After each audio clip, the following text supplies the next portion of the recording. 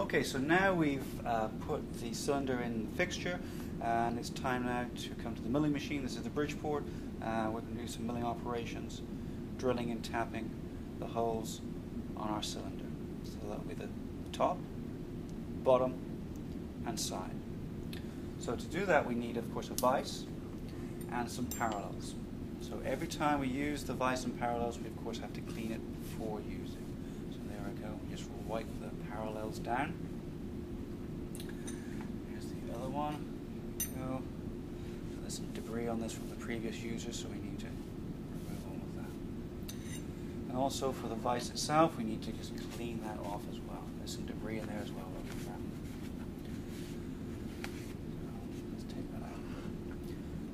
Place the parallels in the vise, and put the fixture in the vise. And again, we're just kind of aligning the fixture with the center line of the vise. There we go. Give it a tweak. Use a small rubber mallet just to make sure that fixture is nice and snug inside the vise. We can do that by checking the parallels. Sometimes, because of the alignment of some of these vices there, we get one that's nice and tight and the other is not quite there, but that's good. That's good. Okay, there we go. Next, we go back to our toolbox and remove the number 39 drill that we're going to use for the top and bottom and sides. Let's insert that into the chuck. There we go. Tighten up. That's nice and tight. And of course, we previously calculated the RPM for this drill, for this material, for the homework. Let's just check. So what's happened is there's been some tapping operations previously on this machine. We need to change the gearing to the high range to perform the drilling operation. So to do that, we come to the side of the milling machine, and we're using the speed range high, low lever right here. We're going to turn that around. It sticks sometimes, so you have to give it a little jiggle. There it goes. Okay, that's nice and locked down. Good.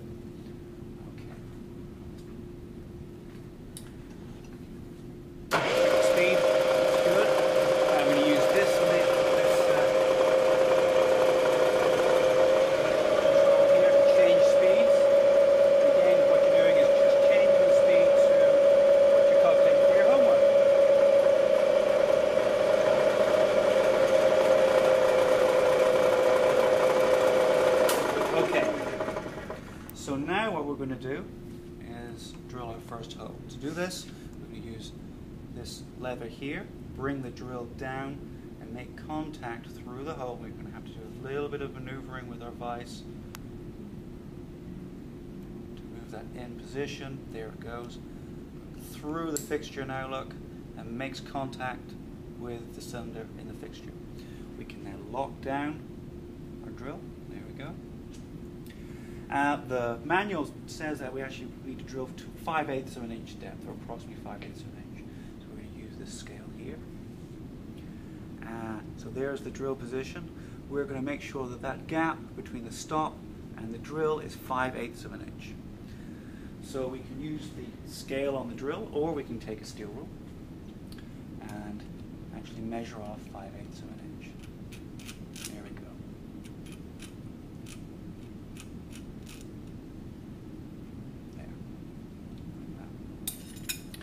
Actually use the lock nut on the stop as well, make sure that that's not going to move.